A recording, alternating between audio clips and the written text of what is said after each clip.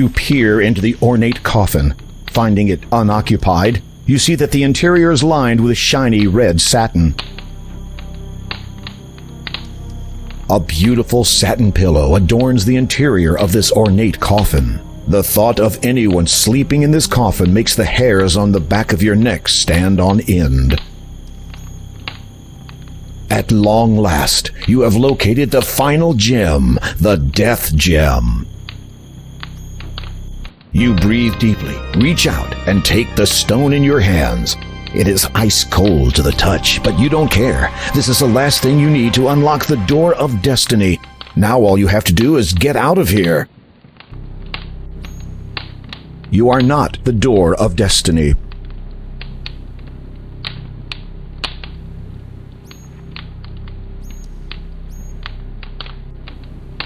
You don't feel like wearing the cloak anymore. You feel a draining energy radiating from it. You feel a sustaining energy radiating from it. You feel a rejuvenating energy radiating from it. It is a slightly luminescent red stone about the size of your palm.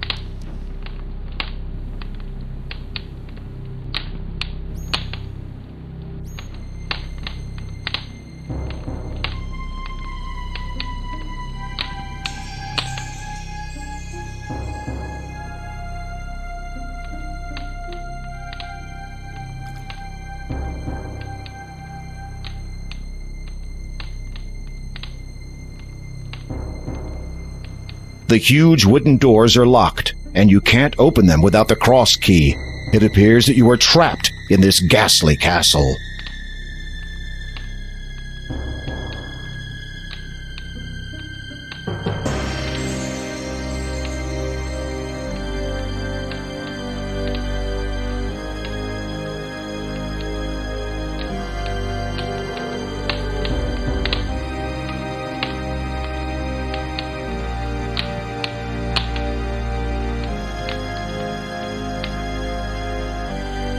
The window looks out onto the island far below. Through it, you see that the bricks of the castle might provide some footholds if you are inclined to go climbing. Seeing no other possible escape route, you climb onto the ledge and carefully lower yourself outside, hoping to find a decent foothold. It is a long way down.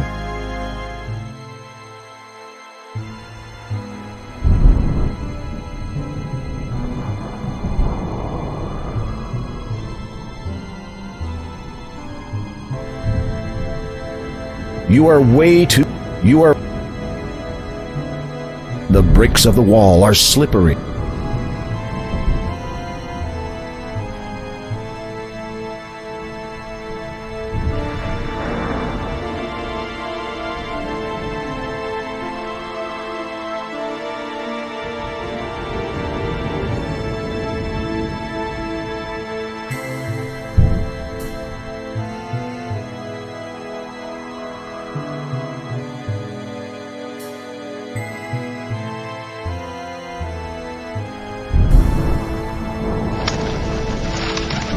Suddenly, you hear a swishing noise in your ear.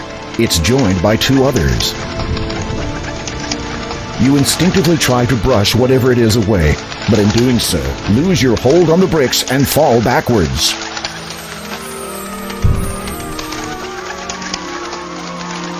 Time slows as you fall, and your world turns black. When I saw you, I knew it was true. There's a love between us won't be torn in two. Once waked from sleep, I'll smile and speak. We'll open a door forevermore.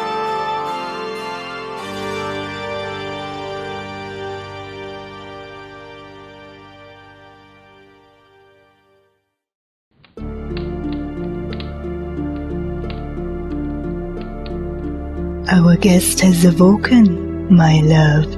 Ah, good evening, dear king. I do not believe we have been properly introduced. I am Count Caldor, former lord of the realm of Colima. May I present my wife, Countess Lavidia? A pleasure to see you again. In gratitude to you for alerting me to my wife's grave condition, I took the liberty of preparing you a dish.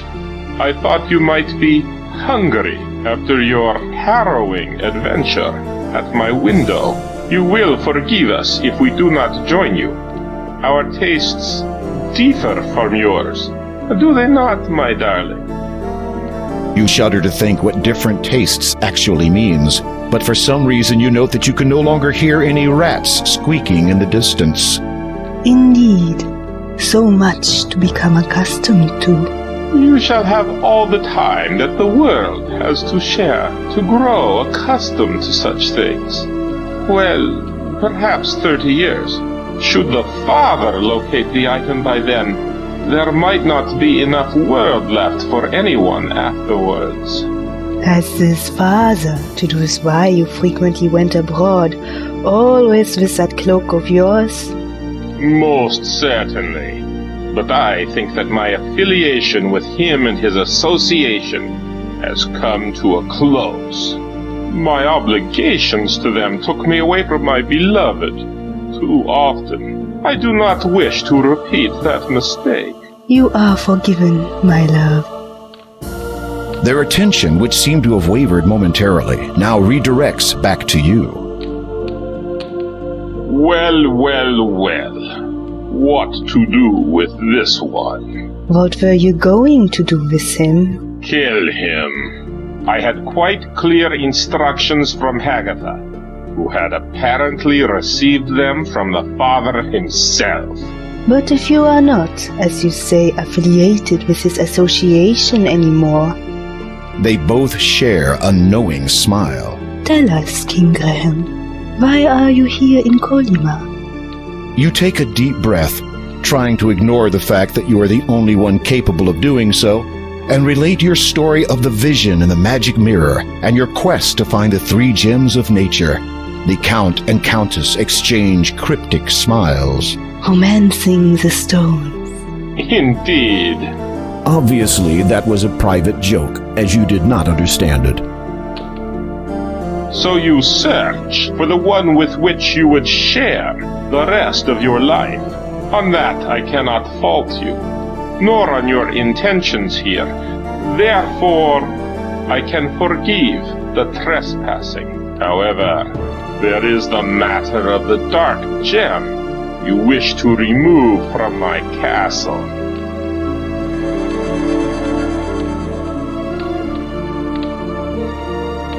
I place a deal before you. I am looking for a magnificent sapphire-encrusted tiara.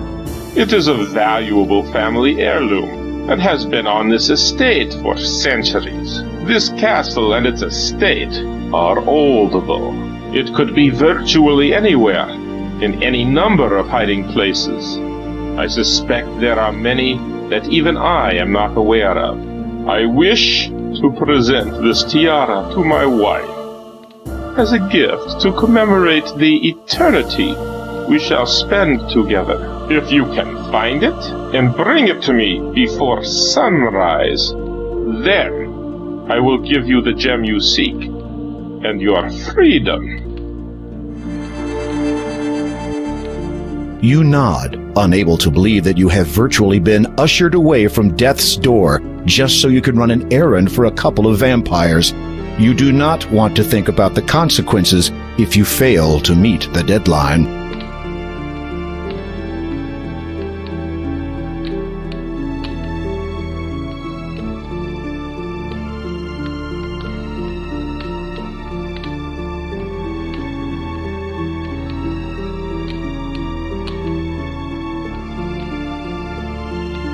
This is just a small storage room. Pardon my asking, but as the Countess of this realm, I presume you have lived in this castle before now? Yes, that is so. Then how did you come to live in that old house by the sea? After my husband died, I continued to live in the castle for a time. I watched my newborn son grow into a man, marry and have a child of his own. Possum. Yes. Shortly after her birth, however, my son and his wife both befell a tragic end at the hands of... The Countess looks pained and appears unable to continue. I apologize if I have caused you to relive your grief. A vampire cannot truly feel grief, but perhaps my wife still recalls hers. I shall continue for her, if you so wish. Please, if I may know, how were your son and daughter-in-law lost to you? They were slain by the Brotherhood. The Brotherhood? You have met them at the church. Your mind reels, so that is the connection. Why would the Brotherhood kill your heirs? Oh. As you have just guessed, the Brotherhood wish an end to the reign of my family. Why else would they give you the means to penetrate my domain, so that you could do their dirty work for them? The Cross Key. Exactly. Stolen from me through stealth, and their own brand of magic.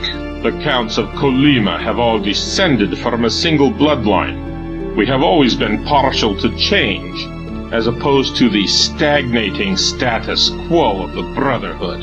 Over the last few decades, the Brotherhood have tried to dispose of my family as best they could. That which I am now was brought about by them. They were the ones who set the monstrous, infected bat upon me. Long have I cursed my ineptitude. I should have used magic to defend myself. Do not be so hard on yourself, my dear. I remember that night well. That hideous creature gave you no chance. Perhaps. But I should have awoken from my dark sleep sooner. Then I would have been able to protect our beloved son and his wife, and you would not have been forced to flee the castle, to live out your days in that wretched old house under a false identity. It was not so bad a time. Dear little Possum loved it. I hope she will be as happy in her new home. She has a new life now, with no reason to fear any more. This Brotherhood, are they real monks? They were once, but something happened to them. Local folklore would have you believe that Weirwood Forest is a host to certain entities. Spirits of the wild, they are called. And what of them? I believe the monks encountered these spirits. What occurred specifically is beyond anyone's knowledge but their own. But it is evident that the men were given the ability to transform themselves. Unfortunately, their minds were apparently transformed also. They began to believe they were destined to rule, and since have presented great danger to myself and my family. So the danger you face is not a result of some decades-old feud? Not at all, dear king, though history will likely reflect such. But, to answer your question, the members of the Brotherhood are no longer the goodly monks they once were. They do not represent their fellow brethren well.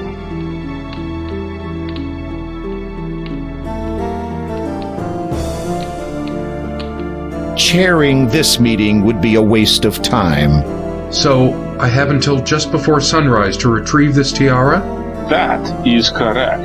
And if I am unable to before that time? The Count's eyes glint red as he looks directly into your own. For your own sake, I shall hope that you are successful. You bravely suppress a shudder. It seems clear that you are not off the hook yet. The Count has nothing more to say to you at the moment. The Countess has nothing more to say to you at the moment.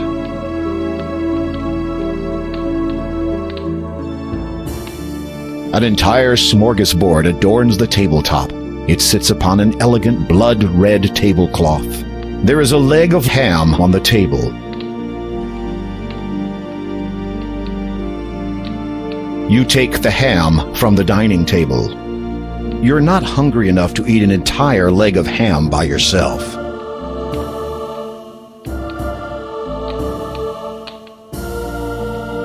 The smoked ham has a wonderful savory smell. It's hard to resist tasting it. It looks as though someone has taken a bite out of it. The ham feels succulent and tender.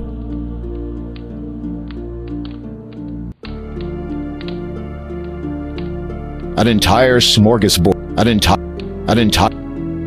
You seem to have lost your appetite for eating at the moment. You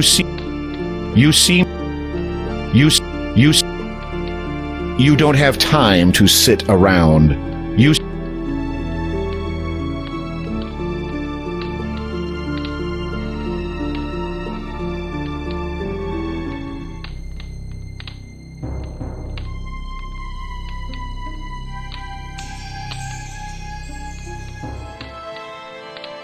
You see a young woman sitting on the dusty floor. She has a book in her lap entitled Little Red Riding Hood. I wish I could read this story. All the pretty words.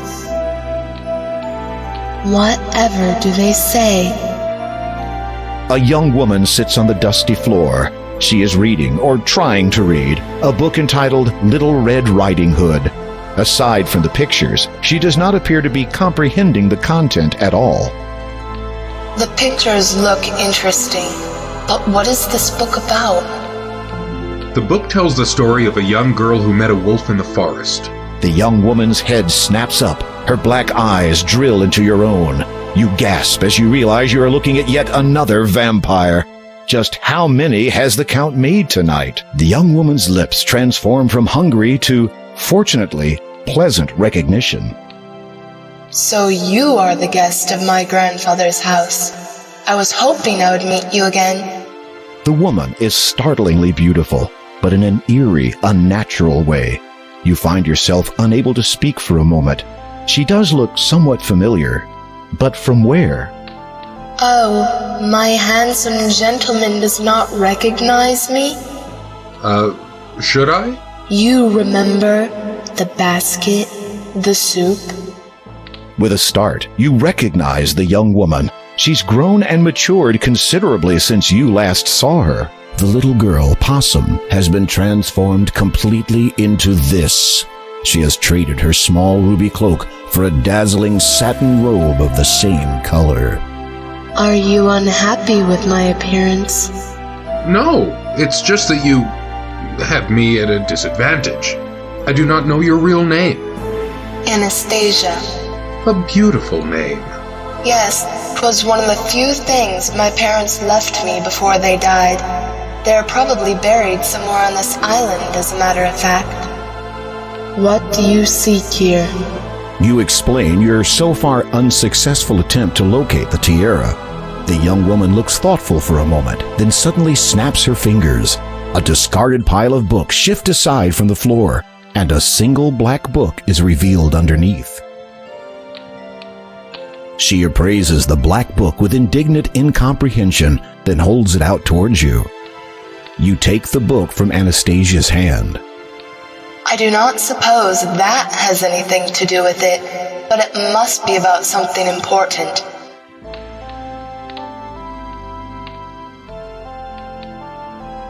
How do you feel about what the Count has done to you? I am not sure. I suppose I should be grateful. Grateful? Yes. If he had left me as I was, I would have faced the same danger that claimed the lives of my parents. The murderers hunt my family still. We will not be completely safe until they are gone. At least I now need not fear anything that prowls by night. True enough. And if you can avoid daylight altogether for the rest of eternity, you will be fine. You have nothing else to say to Anastasia right now. Libraries are meant to impart information to you, not the other way around. Libraries are meant to impart... You don't have time. You only have a short amount of time to locate the tiara. Concentrate on the task at hand, Graham. You only have a short... You have, even though you... Science, you are not interested. You open the book and are surprised to discover not pages, but a hollowed-out section in which sits a silver key. The key's handle resembles the shape of a sleeping child. There also appears to be something written on the back cover of the book. Yes, I thought that might interest you. Fancy putting something like that in a book. Who ever heard of such a thing? You'd be surprised, actually. I once found a magic bowl in the middle of a forest. How odd. Not so odd as seeing leprechauns flee from a tiny plant.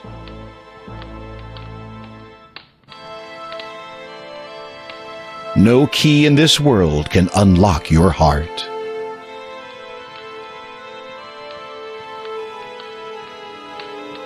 It feels like it looks.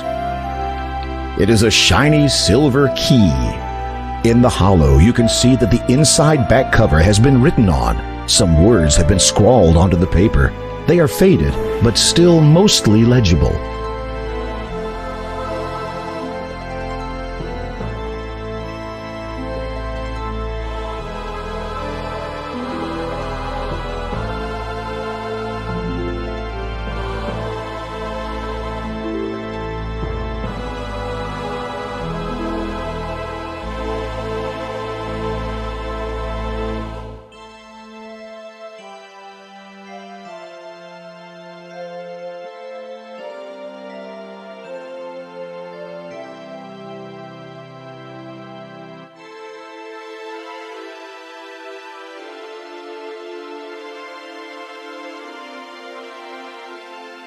The writing scrawled on the back cover reads, "If treasure you seek, dear to my heart, tales of fiction is where you must start.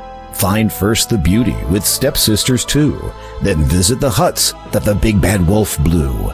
The girl with no flock will usher your way to the little old man who spins gold out of hay. Those two star-crossed lovers shall be your last guide. They'll lead you to riches that pirates did hide. What you earnestly seek shall now truly be yours, though get it part wrong, and you'll be greeted by Mars."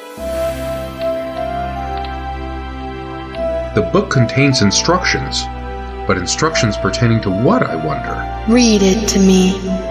You do so. Why, it's the bookcase, silly. It tells you how you'd find a book from there.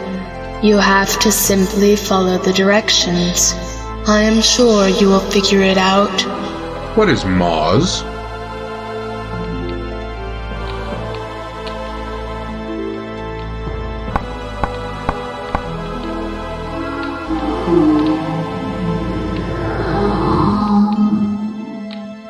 You will not bother me, seeing as how I am not at all appetizing to him. You, on the other hand, would be precisely his cup of tea. Anastasia's face lights up suddenly. If you want, I can make you like me. That way, you'd be safe. It would have sounded to you like a generous, innocent suggestion from a sweet girl if it did not involve large losses of essential bodily fluids on your part. You politely decline the offer.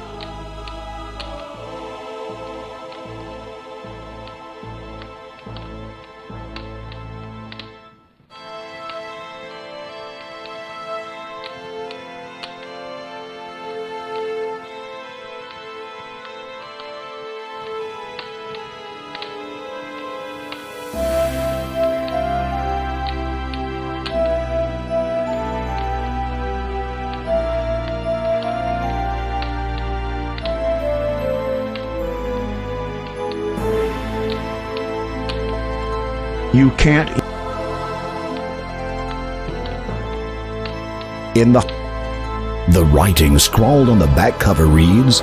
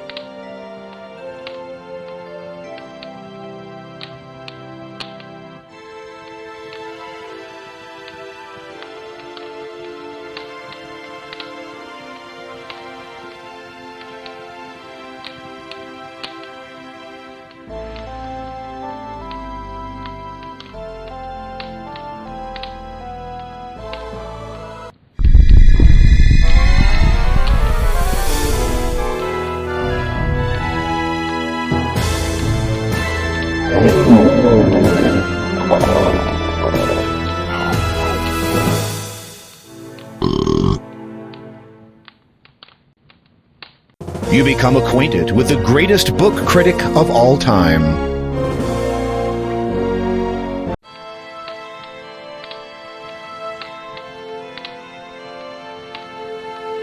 In the writing scrawled on the back cover reads, "If treasure you seek, dear to my heart, tales of fiction is where you must start.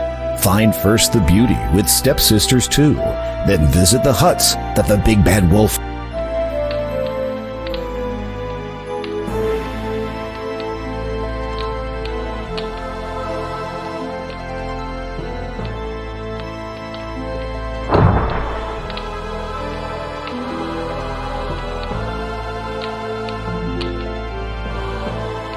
In the writing scrawled on the back cover reads, "If treasure you seek."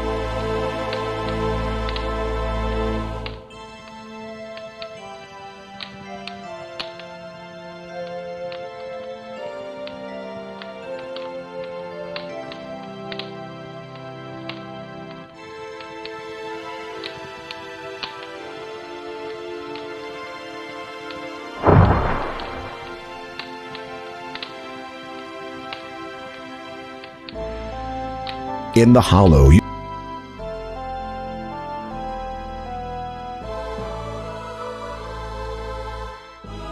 the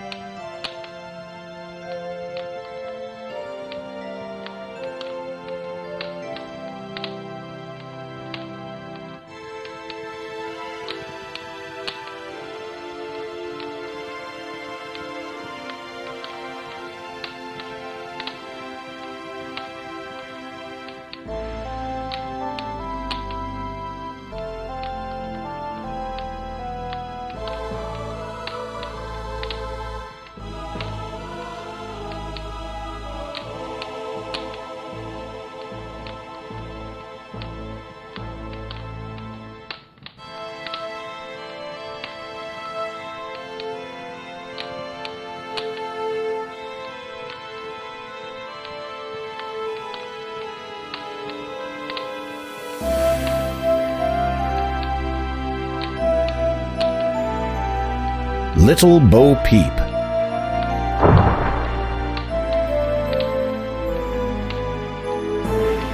In the hollow, the right,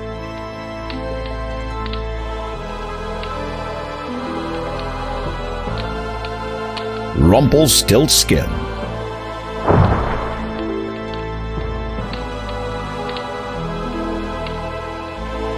In the hop,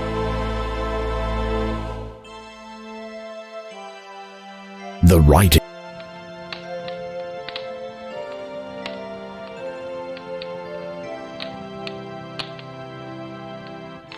Romeo and Juliet.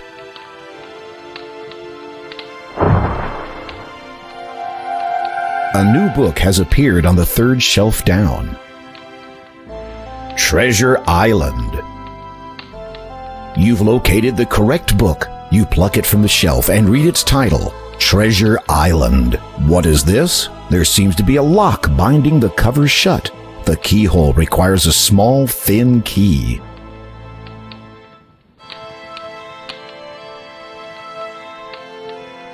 Attempting to bash it open may well cause damage to the bindings and jam it shut permanently.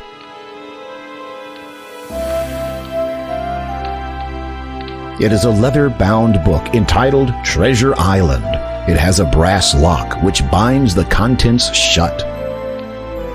You are unable to open the book as it is locked. The key fits perfectly into the lock. You turn it and hear a soft click. The book is now open. Skimming through the book, you find that a map has been sketched onto the last page. Close scrutiny reveals it is a top-down layout of the castle and its surrounding grounds. According to this, the tiara has been buried near one of the graves. You shudder, hoping that this is not going to be a case of digging all night while trying to avoid unearthed zombies. There is also a small piece of writing near the bottom. A date of fate can be found with a first, a second, and a double of nothing. According to this, there is something written near the bottom. A date of fate can be found with a first, a second, and a double of nothing.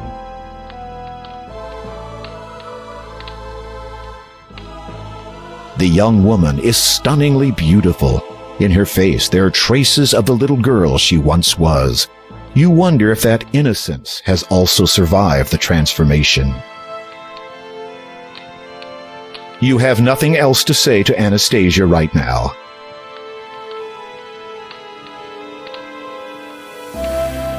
I wish only one thing as payment for helping you find that book.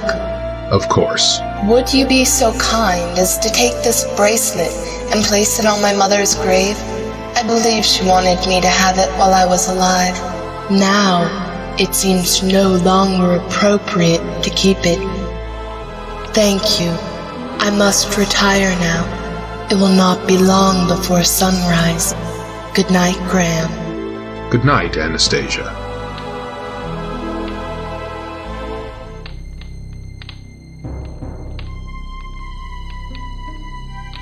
The glittering bracelet is too small for your wrist.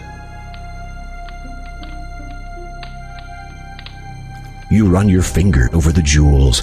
If Daventry didn't have a chest that is forever filled with gold, you would be tempted to look for a pawn shop right now.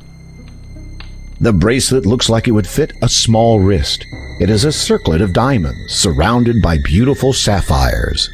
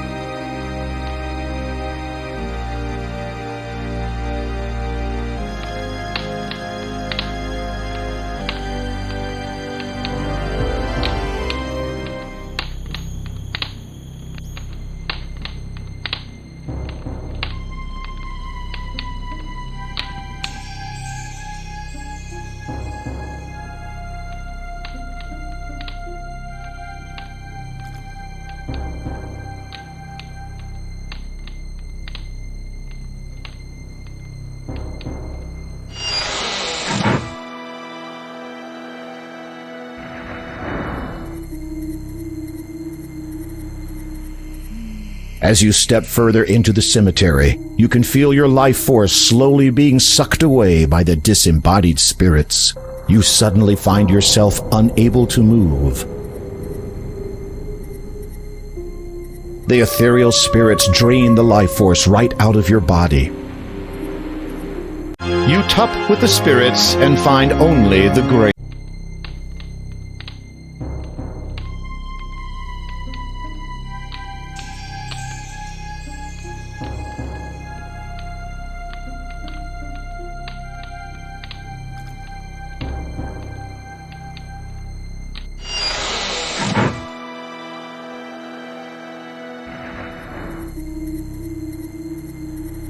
As you hold up the bracelet, the ghosts seem to relax slightly. You wonder if it is now safe to approach them and enter the cemetery. Mary Ann Drinkwater, 1230 to 1266. They had traveled safely for many a day until crossing a bridge along their way. She lost her balance and fell to her fate. He tried to save her, but it was too late. Douglas Buckmaster, 995 to 1020. "The noise," said he, "is far too loud." As he discerned the maddened crowd, the mob broke in, then he did scream, "I'd rather this a sight unseen." They strung him up from toe to head, and as for after, enough's been said. Lord Herbert and Lady Lillian, 1646 to 1668, loving parents of Anastasia, beloved son and daughter-in-law of Count Caldor and Countess Lavidia, our enemies be warned, their untimely deaths shall be avenged. You place the bracelet on the grave. It immediately sinks down into the earth. The ghosts do not respond at first. Then one of them drifts toward you. It nods, almost sadly. The ghost seems to want to say something but appears unable. Its face, though transparent and hazy, is lined with grief and torment. Its facial features waver into focus. The ghost is female. We understand that our daughter will never be joining us now. No longer do we need wait for her. Now we journey to the realm of the dead, where its lord waits to judge us. Farewell. You bow your head and cross your heart out of respect. While looking downward, you notice that a beautiful gold ring now lies at your feet. A lovely golden ring has appeared at the foot of the headstone. You lift the gold ring from the ground and carefully place it in your pocket. You do not think you have any business wearing it.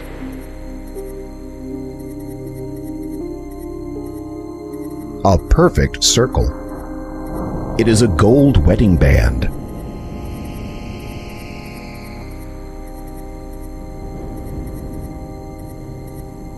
Lord Herbert and Lady Lillian. Tombs and crypts line the edge of this run-down cemetery. Though once grand and noble, years of neglect have obviously taken their toll on them. This grave is centrally located within the cemetery. A stone gargoyle rests atop it. You see the name on the headstone and swallow hard. It says, Count Caldor. Died 1646. Though you did not think it possible, you suddenly feel a lot colder. Samuel You Believe, 1255 to 1300. This young man sought to be holy, to save himself from being lowly. He joined the hood and wore their cloth, eventually died from professional sloth. Count Bartholomew Scrooge, 1017 to 1101. To warnings he would pay no mind. Of his ailing health, his relatives they'd bide their time. After all, he had great wealth. Jacob Scarlett, 1354 to 1411. He would not rise from out of bed, not even to soothe his aching head. Should have heeded what the doctor said. It's too late now, for he is dead. Count Christopher Evere, 1175 to 1200. The young Evere, his time so near, said he, my dear, lend me your ear. Please do not fear, my life ends here. Alfred Chamberlain, 810 to 810. He'd not seen his first sunrise, felt not the warmth of dawn. All who saw him wept and cried. To this world he'd come stillborn.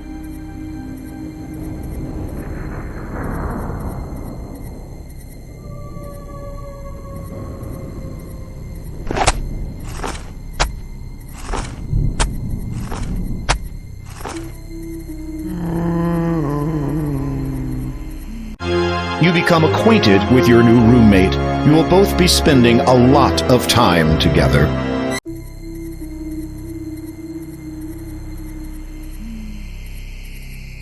Boris and Olga.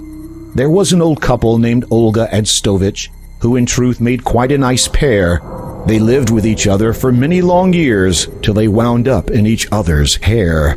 Date of death, 1567. M. Riggs and R. Murtaugh, date of death, 98. They got too old for that. The last word is faded and you cannot read it. Probably just as well.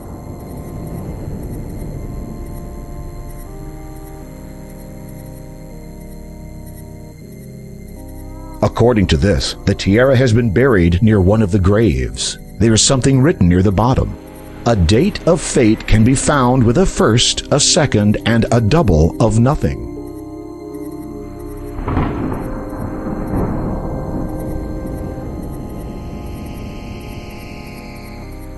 Count Christopher Ivere, 1175 to 1200.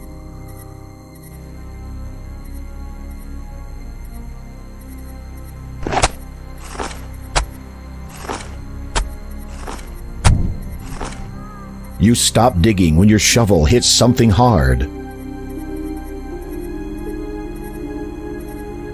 There is an open hole beneath one of the headstones. Nervously, you reach down, open the coffin, and look inside. These bones have been here for so long that most of them have crumbled to dust. Thankfully, you receive no reply. There is a tin box here. It contains personal items that belong to the coffin's occupant in life.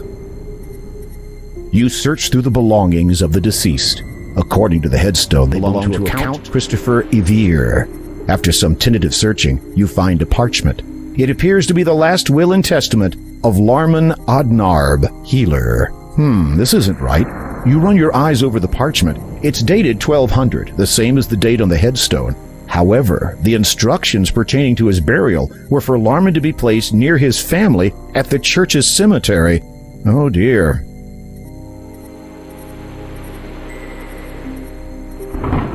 The path has become worn and degraded over time.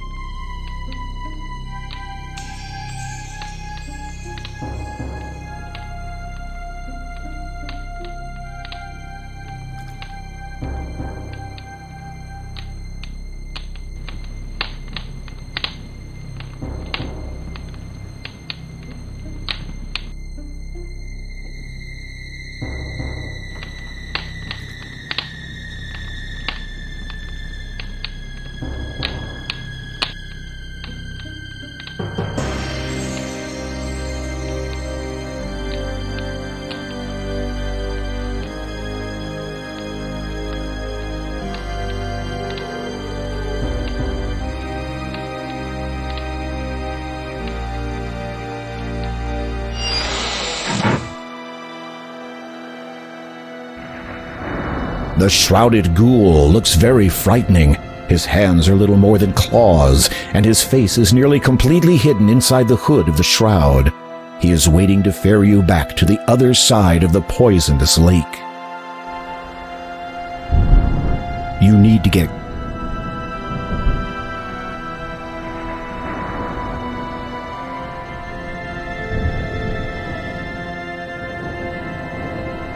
You climb back into the decrepit rowboat, and the shrouded ghoul ferries you back across the lake.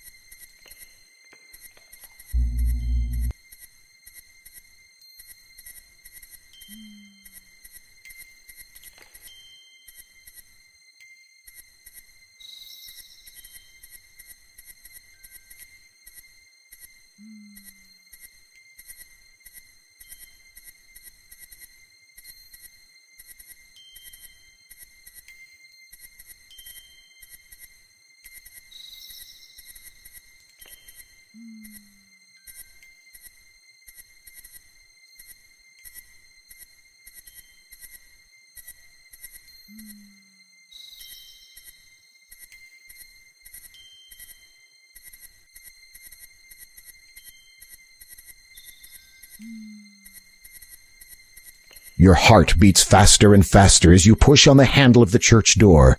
It opens, and you nervously step inside.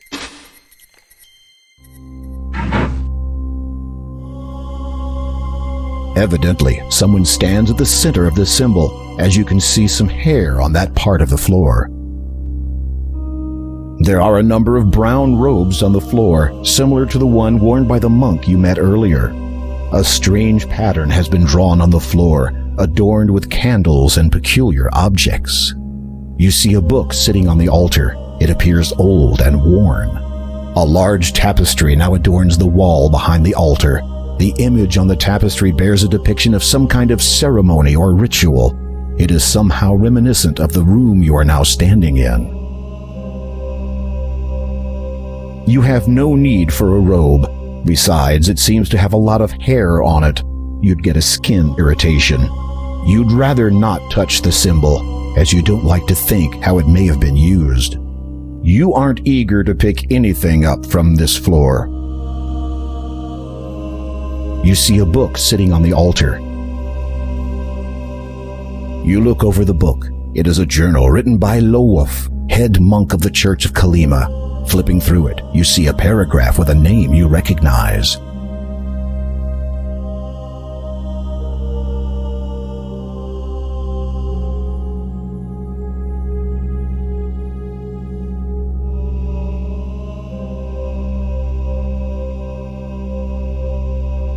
You turn a few more pages and choose another interesting-looking paragraph.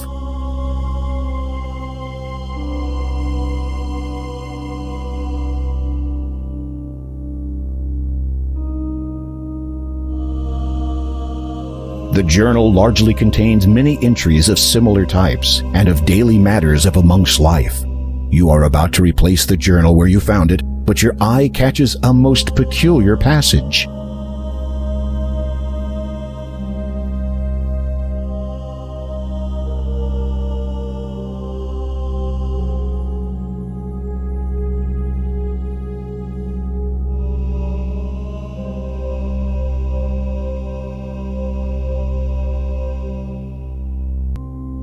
The passage ends abruptly. Though there are many pages left to be written on, it is evident that the final passage was written a number of years ago. How strange. You replace the journal, putting it back where you found it.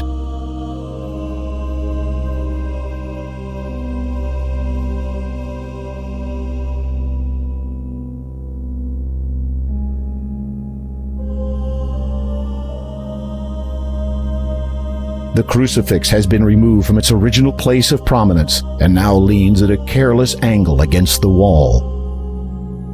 This collection box is for money and valuables. Though you would like to see the crucifix restored to its rightful place within this church, it is too heavy to move by yourself. You cannot remove the boards. They are nailed to the window frame.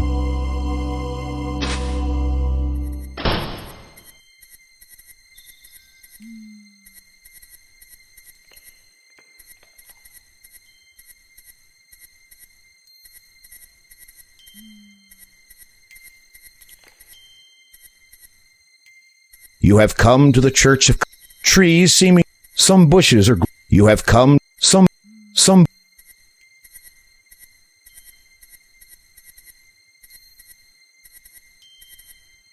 you have no you have no, you have you have you you you you you you have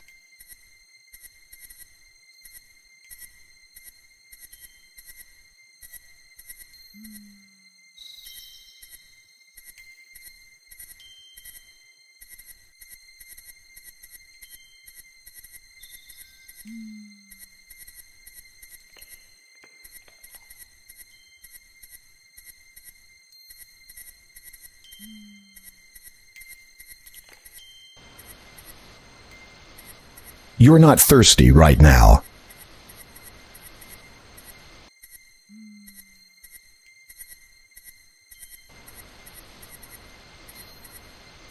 A healthy baby tree You have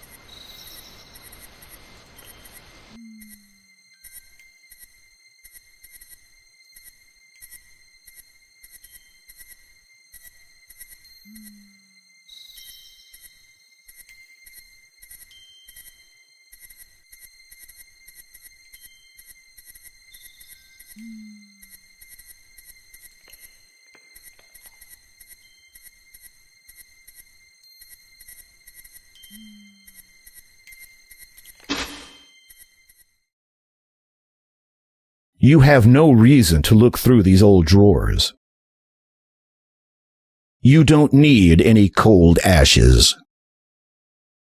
You lift the pillow and look beneath it. To your surprise, you discover a small bottle of ointment.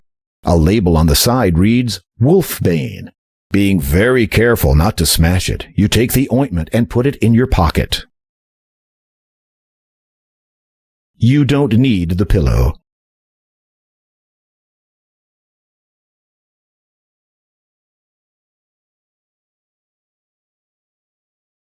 You rub the Wolfbane ointment all over your skin.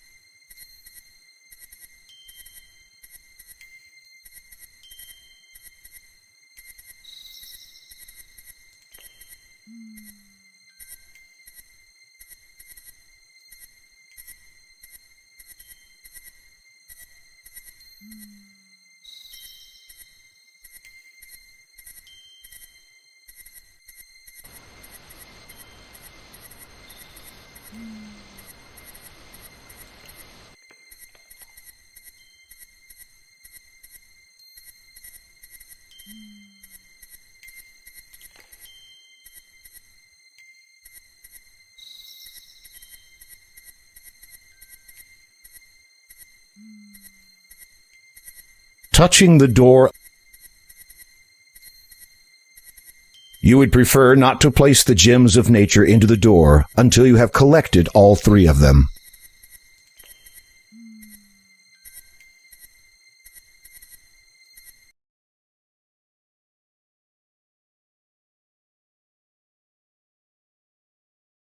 The delicate bottle has a label. It reads, Wolfbane.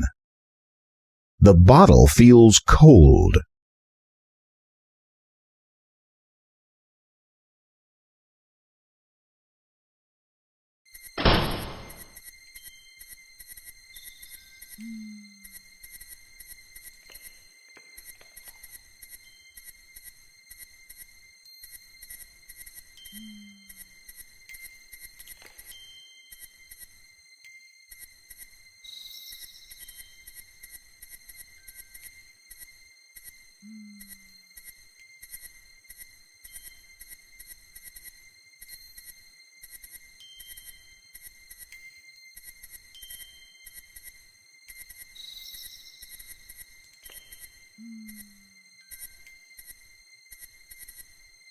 You rub the wolfbane ointment all over your skin.